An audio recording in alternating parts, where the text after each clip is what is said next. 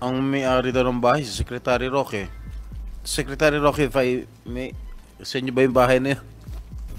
Well, unang-una po, magandang umaga po kay Senate President Pro Tempore, kay Madam Chairperson, Senator Ontiveros, and kay Senator Gatchalian at sa lahat ng mga bisita rito.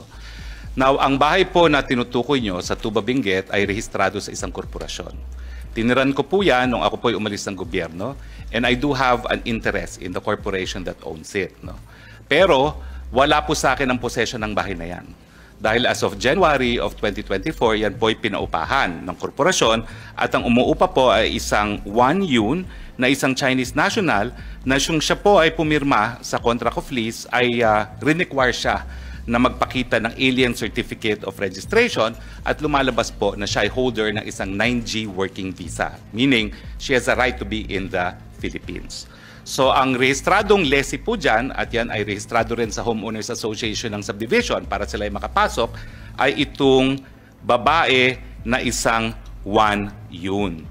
Kaya nga po, nung sinabi nila na sinalakay ang bahay ko at may mga wanted na mga pogo bosses doon, eh ako po'y talagang nag-conclude na meron talagang pilit na naninira sa akin.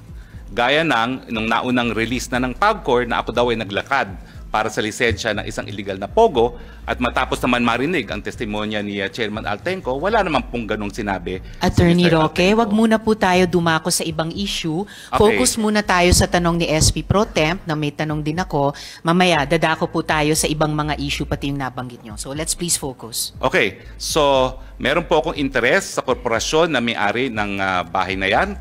In fact, in the near future, I am concluding a transaction na kukunin ko yung buong korporasyon na may-ari ng bahay na yan.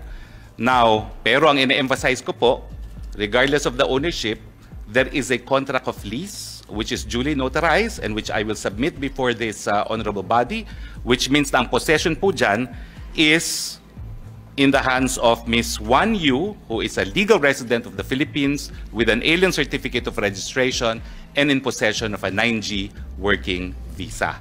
Ang gusto ko nga po malaman, kung nakita nila dun sa bahay na yon, yung tao na hinahanap nila na allegedly may tie sa Banban. Dahil kung di naman po ako nagkakamali, again, as part of due diligence, yung isang lalaking nahuli dyan is the partner of of the lessee, no? Hindi ko naman po tinatanggi na may interest talaga ako dyan sa korporasyon na yan, albeit not 100% as of yet, pero magiging 100% na po yan. Now, yun nga po, yung lalaki, ang alam ko, is the partner of Wang Yun, and alam nyo po, hanggang ngayon, meron akong katiwala doon. Kasi nga po, nais ko masigurado na yung lessee will only use the premises for residential purposes. No?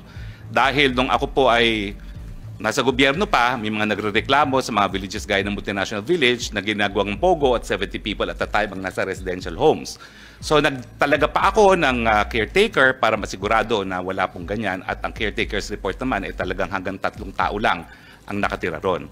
Ang question po is, yun nga po, kung yung lalaking nahuli ay siyang merong tie sa Banban at dahil ang alam ko po, nag-due diligence din naman kami kung sino yung lalaking yon, partner yon nung aking lessee, but gentleman of leisure po yun eh.